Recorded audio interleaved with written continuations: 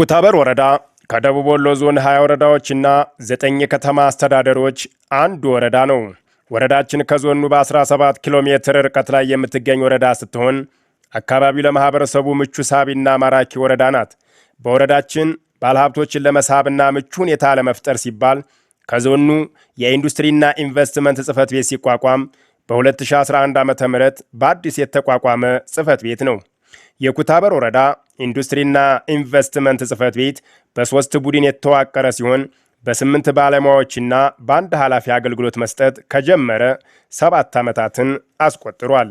በወረዳችን በስራው አስፈላጊ ነው ተብሎ የተዋቀሩት 3 ቡድኖች ሲሆኑ እነሱም የኢንቨስትመንት ማስፋፊያና ኢንዱስትሪ ዞን ልማት ቡድን፣ ሁለተኛ የኢንዱስትሪ ልማት ቡድን፣ ሶስተኛ የማዕድን ሀብት የሥራ ቡድን ናቸው። በወረዳችን ለባለሀብቶች ልዩ ትኩረት አድርገው ቢሰሩበትና አዋጭ ነው ብለን ከምንጠቅሳቸው ልዩ ዘርፎች ከፍተኛ ክሬቸር ግብዓት በ06 ቀበሌ፣ የኮፐር ማዕድን በ013 እና 011 ቀበሌ፣ የብረት ማዕድን በ011 እና 020 ቀበሌ፣ እብነበረድ ግብዓት በ010 እና 011 ቀበሌ፣ የድንጋይ ክሰል በ012፣ 020፣ 019 እና 07 ቀበሌ እስካሁን በጥናት የተገኙ ሲሆን ከነዚህ በመነሳት ሌሎች ጸጋዎችን ከመለየትና ከማጥናት ረገድ ሰፊ ሥራ እየሰራን እንገኛለን።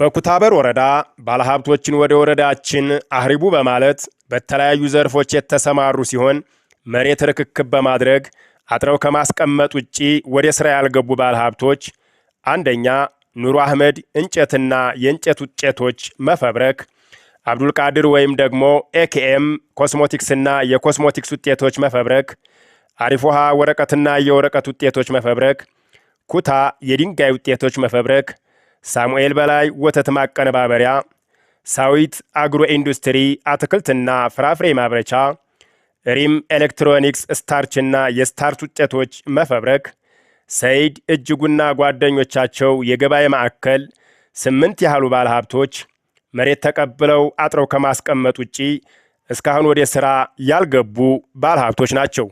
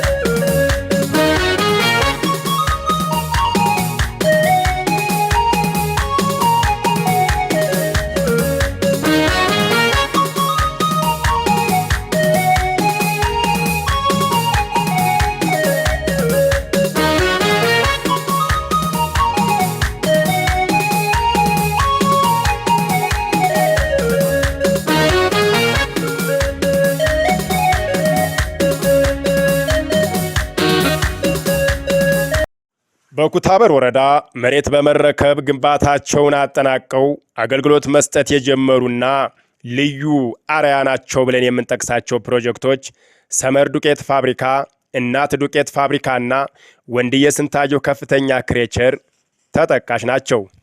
እነዚህ ፕሮጀክቶች ለወረዳው ሕዝብ በእጅጉ አገልግሎት እየሰጡ የሚገኙና ለሌሎች ባለሀብቶች አርአያነት ናቸው ብለን የጠቀስናቸው ልዩ ፕሮጀክቶች ናቸው። ሌሎች በተለይ ከነዚህ ብንማር እጅግ በጣም አስተማሪና ለነሱም ሆነ ለወረዳው ሕዝብ አገልግሎት ለመስጠት አርአያ ያላቸው ወይም ደግሞ በአርአያነት የሚጠቀሱ ልዩ የሆኑ ባለሀብቶች ናቸውና እጅግ አድርገን እናመሰግናለን።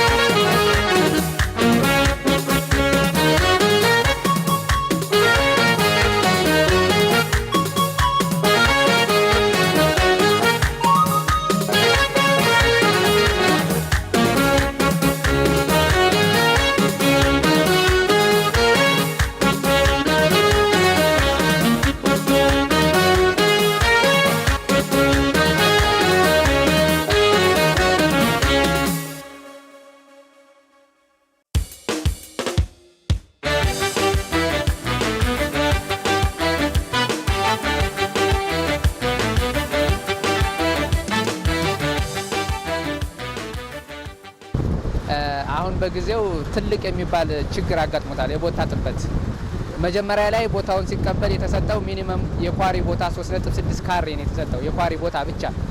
ከዛ በኋላ ግን ለማሽን ሌአውት የሚሆን ማሽን ሌአውቱ 2 ካሬ የሚፈጅ ቦታ ላይ የተቀመጠው ለማሽን ሌአውት የሚሆን የካሬ ቦታ አልተሰጠውም። ድንበራችን እንደሚታየው ይሄ ነው የመጨረሻው ድንበሩ። እዚህ ጋር ያለው የ00 ጠጠር ስቶክ ማረጊያ ቦታ ኦልሬዲ የ00ም የ01ም የ02ም ስቶክ ማረጊያ ቦታ አልተሰጠንም።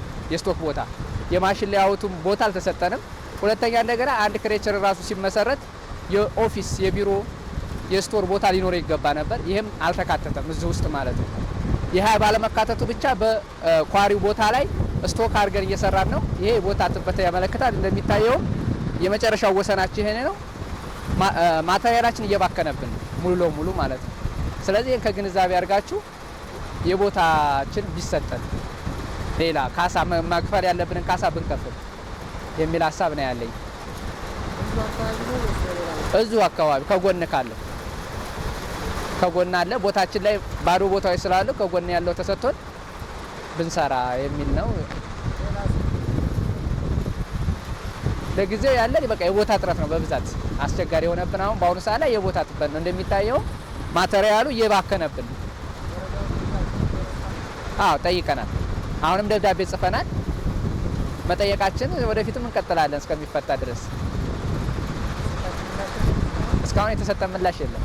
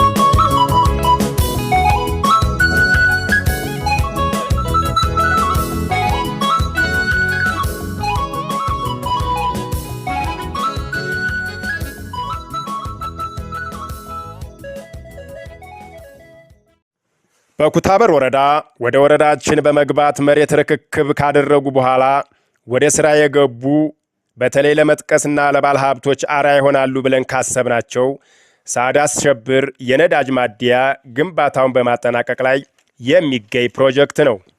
ይህ ፕሮጀክት የነዳጅ ማደያው ለወረዳው አንድ ለእናቱ ሲሆን ብዙዎች በጉጉት የሚጠብቁት ከመሆኑ ጋር ተያይዞ ግንባታውን ከጀመረና ይጠናቀቃል ከተባለ በባለፈው ዓመት 2016 ዓ.ም ላይ ይጠናቀቃል ተብሎ ይታሰብ የነበረ ፕሮጀክት ነው።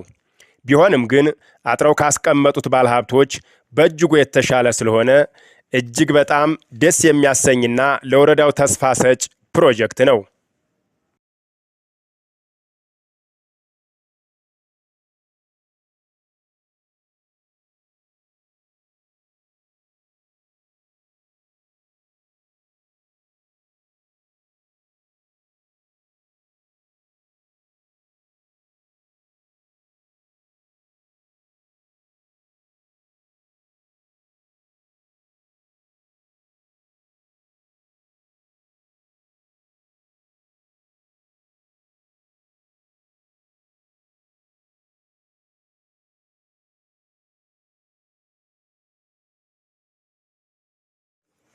በወረዳችን በእጅጉ አስገራሚና አስደናቂ ሥራ እየሠራ የሚገኝ ፕሮጀክት እነ ስዩም ኃይለማርያም ዜና ማርቆስና ጓደኞቻቸው የድንጋይ ክሰል ማውጣት ፕሮጀክት ነው። ይህ ፕሮጀክት የማይታመን ከወረዳው ከ23 ኪሎ ሜትር ርቀት በላይ የመንገድ ርቀት ካለበት ቦታ ይሰራል ተብሎ የማይገመት መንገድ በመስራት አሁን ላይ ከድንጋይ ክሰል ማውጣቱ ቦታ የደረሰ ልዩ የወረዳችን ፕሮጀክት ነው። ፕሮጀክቱን እያስተባበረ የሚገኘው አቶ ሲሳይ እኔ ይህንን መንገድ ሰርቼ ውጤት አገኛለሁ ብዬ ሳይሆን እናቶች ይመርቁኛል፣ ከዚህ ሰዓት ጀምሮ ስራውን እቀጥላለሁ ብለው መንገዱን ሳያቋርጡ እስካሁን ድረስ በድፍረት ወደ ስራ የገቡና አሁን ወደ ወረዳው ለገቡ ባለሀብቶች አርአያነት ያለው ፕሮጀክት እየሰሩ የሚገኙ ባለሀብት ናቸው። ፕሮጀክቱ ከድንጋይ ክሰሉ ማውጣት ቦታ ለመድረስ ከሀሮዬ ባርቃና 10 ኪሎ ሜትር ርቀት ላይ ያለውን በጣም ቁልቁለትና አቀበት ቦታ መንገድ ሰርቶ አሁን እንደ ልብ መኪና እየተመላለሰ ቦታ ያለውን ሁኔታዎችን ለመመልከት ልዩ የሆነ ስራ እየሰሩ የሚገኙ በቃሉ የተገኘ ባለሀብት በመሆኑ ሌሎች ከነሱ ትምህርት ቢወሰድ ጥሩ ነው ብለን እንላለን። ፕሮጀክቱ ምንም አይነት ጥቅም ሳያገኝ ለመንገድ ብቻ ከ120 ሚሊዮን ብር በላይ ያወጣ ልዩ ፕሮጀክት ነው። ከዚህ ፕሮጀክት ሌሎቻችን ተምረን ለወረዳችን ህዝብ አገልግሎት በመስጠት እኛም የምንጠቀምበትን መንገድ እናፋጥን እያልኩ ጠቅለል ያለውን መረጃ የወረዳው ኢንዱስትሪና ኢንቨስትመንት ጽሕፈት ቤት ኃላፊ አቶ አህመድ ሰይድ መረጃውን እንዲሰጡን እየጋበዝኩ በትረካውን የሰላድን አባተ አብሬያችሁ ቆይታ አደረግኩ። ቸርን ሰንብት። አመሰግናለሁ። ወደዚህ ወደ እናንተ ተቋም ስለጋበዛችሁ በጣም አመሰግናለሁ። የኩታበር ወረዳ ኢንዱስትሪና ኢንቨስትመንት ጽሕፈት ቤት ከተቋቋመ ግንቦት 2011 ዓ.ም ጀምሮ በርካታ በኢንቨስትመንት ዙሪያ በርካታ የሚያከናውናቸው ተግባሮች አሉ።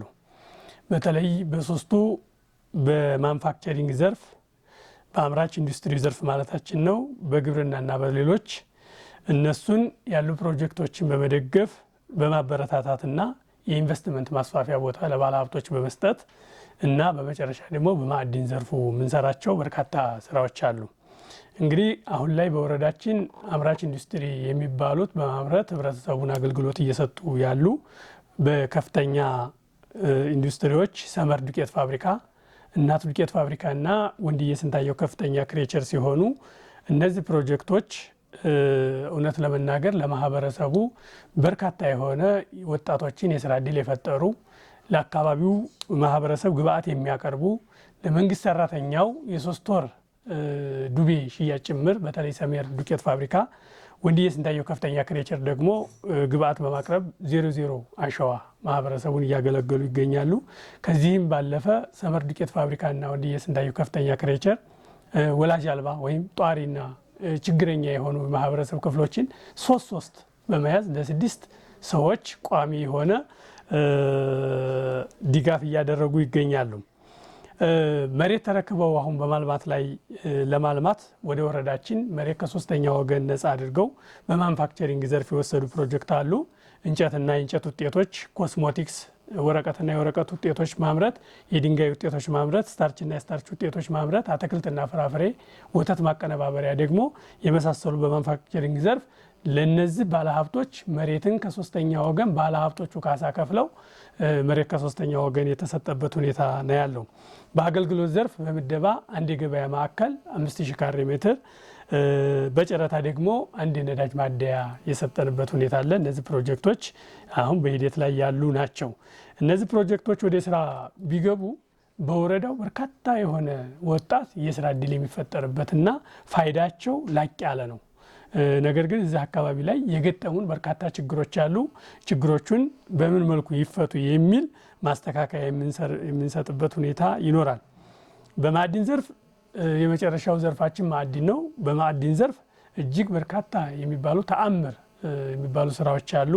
በተለይ የድንጋይ ከሰል ፕሮጀክት 012 019 020 አካባቢ ለ12 ባለሀብቶች የምርመራ ፈቃድ ወስደዋል።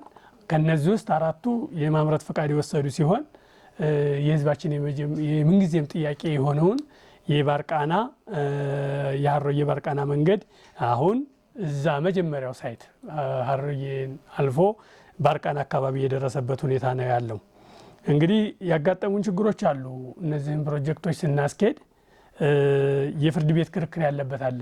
በምደባ የሰጠነው ፕሮጀክታችን እዚህ ማክሲም አካባቢ እናንተም እንዳያችሁት በመረጃ እንደያዛችሁት የፍርድ ቤት ክርክር በማጋጠሙ ተጀምሮ ማህበረሰቡ በጣም አሉባልታ የሚያወራበት አንድ ፕሮጀክት አለ። እሱ የመጀመሪያ ችግር ነው። ሁለተኛ የማምረቻና ችግር ያለበት የማምረቻ ቦታ የቦታ እጥረት የገጠመው ወንድየስ እንዳየው ከፍተኛ ክሬቸር አለ። እሱ ሁለተኛው ችግራችን ነው። ዋናውና የዛሬው ውይይታችን አስፈላጊ የሆነው ደግሞ የባለ ሀብቶች መሬት ከተረከቡ በኋላ አጥረው ወደ ስራ ያለ መግባት ከፍተኛ የሆነ ችግር ገጥሞናል። በዚህ ውይይታችን ለአንዴና ለመጨረሻ ጊዜ እንፈታዋለን ብለን ነው ተስፋ የምናደርገው። አጋር አካላቶቻችን፣ አጋር ተቋማት፣ የሚመለከታቸው ሁሉም ባለ ሀብቶቻችንን መውሰድ ያለባቸው ከዚህ ውይይት ባለ ሀብቶች አጥረው በመቀመጣቸው በተለያየ ምክንያት ማህበረሰቡ ለኢንቨስትመንት ያለው ግንዛቤ የተዛባ እንዲሆን አድርጎታል። በተደጋጋሚ ድጋፍ አድርገናል። እኛም በተለይ በ2016 ዓ.ም ድጋፍ አድርገናል። የፓናል ውይይት አድርገናል ከባለ ሀብቶቻችን። የኢትዮጵያ ታምርት ፎረም አዘጋጅተናል። ማስጠንቀቂያም ጭምር የተሰጣቸው ባለ ሀብቶቻችን አሉ። ነገር ግን ወደ ስራ እስካሁን ድረስ አመርቂ ስራ የሰራ ብዙ የለም። ያው ማደያችን ብቻ ነው በመጠናቀቅ ላይ የሚገኘው። ሌሎቹ ወደ ስራ ባለመግባታቸው በዚህ አካባቢ ችግር ገጥሞናል። ዛሬ ላይ እንግዲህ የሚመለከተው ባለሀብት ለአንዴና ለመጨረሻ ጊዜ ተወያይተን የሚገቡትን ወደ ስራ የሚገቡትን የችግሩን ማነቆ ሁሉም አጋር ተቋማት ባሉበት ወደ ስራ ላይ እንዲገቡ እናደርጋለን። ከዛ ውጭ ያለውን ግን ወደ ስራ በማይገቡት ላይ የማይዳግም እርምጃ ወስደን የሚያለማ ባለሀብት ጋብዘን ወደ ልማት የምንሄድበት ሁኔታ ነው የሚገመተው። እንግዲህ አብዛኞቻችን ባለሀብቶች ትምህርት ቢወስዱ ብለን የምናስበው እንደነ ስዩም ኃይለማርያምና እንደነ ዜና ማርቆስ ካሉ ባለሀብቶች በምድርም በሰው ክብር ያገኛሉ፣ በሰማይ ቤትም ደግሞ ጽድቅ ያገኛሉ። ትርፍም የሚያገኙበት ፕሮጀክት መጀመሪያ ማህበረሰቡን ጠቅመው መጠቀም የሚፈልጉ ባለሀብቶች ስለሆነ ሁሉም ባለሀብት እንደነዚህ ባለሀብቶች ችግርን እየተወጣ ማህበረሰቡን እንዲያገለግል መልእክት ማስተላለፍ እንፈልጋለን። አመሰግናለሁ።